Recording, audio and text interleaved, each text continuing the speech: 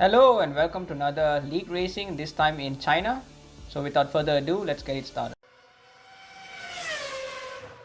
So let's go through my fastest lap in this qualifying section, this short session. So here, as you're coming into the straight here, you're basically in top gear, then you're turning here slightly and then you have to brake a little bit. So it can really unsettle the car sometimes, so you need to pick your right moment to brake. Here, second gear usually, then brake a little bit so that you can get some turn in. Then here you really need to wait for the car to settle down before you apply the throttle, otherwise you would spin. Then here, just after the curve there, you basically want to brake in a straight line, going into second gear, then going up shifting to third to maximize throttle. Then going through these corners as well, don't want to get into that curve there, the inside curve is really easy to spin the car there. Then here you're going in maybe fourth or fifth gear and braking hard here in second gear or third gear here, then taking these corners also gently. You can see the throttle input is like not maximized there, because otherwise it can also kill the car sometimes, spin the car.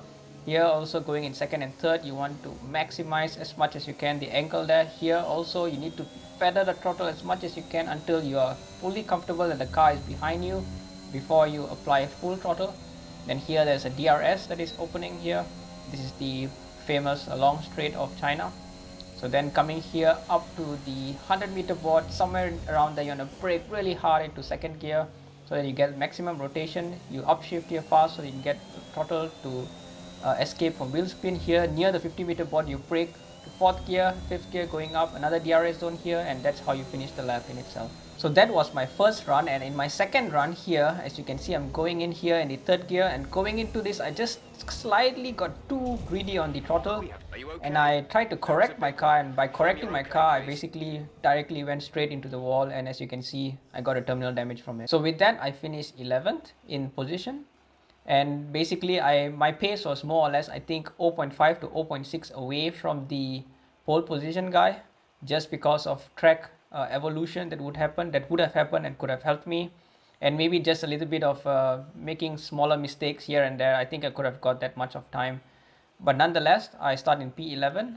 So let's go to the race. Of course, before that, race strategy, so soft, medium, soft with a 2 stop there and a 0.5 lap worth of extra fuel.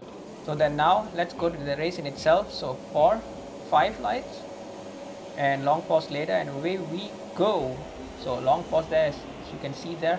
I managed to get away from the pack behind me because they were all in softs and they were in mediums and hards.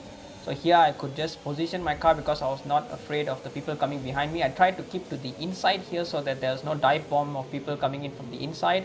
So here then the Mercedes that you can see went really wide. I tried to go into the inside, but my car as well was kind of understeering towards the outside. So then the Mercedes, as you can see just now, just came across me. I cannot do anything there. So here you can see the Mercedes just broke a little bit too late, too early I would say actually, and I broke a little bit too late, and because to avoid that, so I had to go into the side there, but yeah, no damage was done, so good for me.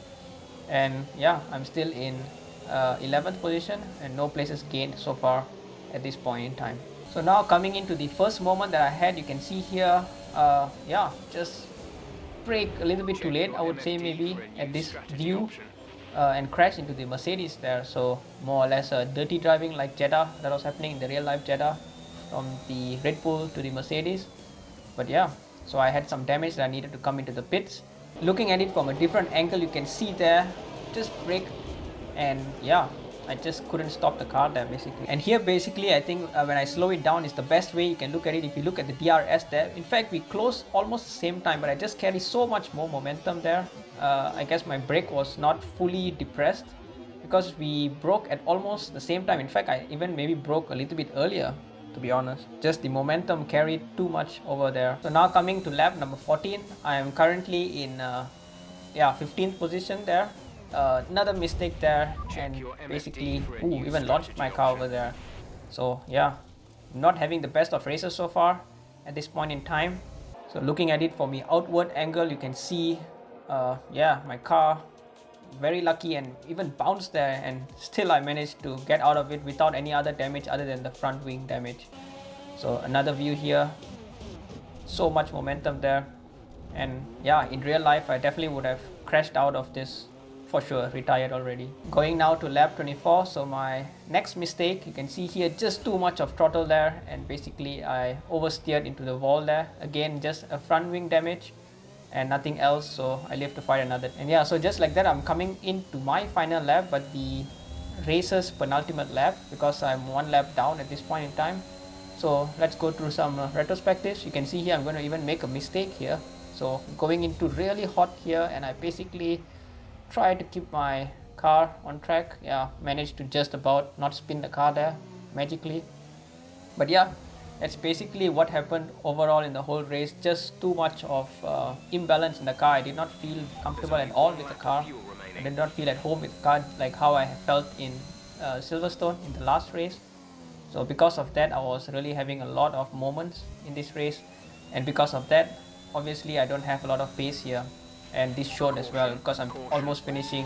I am finishing basically. I will finish in last position here, 15th. There was some DNFs there, and I could have even easily had my own DNF, as I showed you just now as well. But yeah, the leader has already finished one lap and more in front of me. So here I completely just lost my braking point there. Yeah, I guess this was now losing focus already. So no focus, no pace, really sloppy from my side. Not how I wanted to approach this Grand Prix.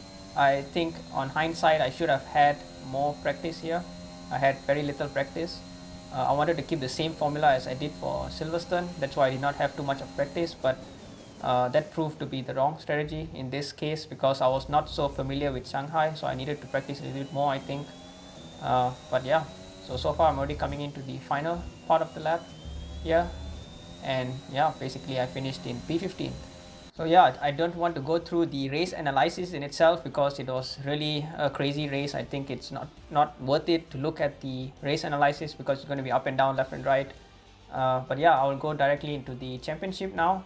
So in terms of where I finished in P15, but I think I finished around 9th in tier 6, because here we have collaborated with tier 4 as I mentioned in the last race. That's why I finished more or less in position 9. That means I get about 2 points. Obviously that's nothing, but yeah, I think currently at P5 overall in the championship. But yeah, that is basically how China went. Still have 2 more races to go, one in Imola and the last one in Sao Paulo.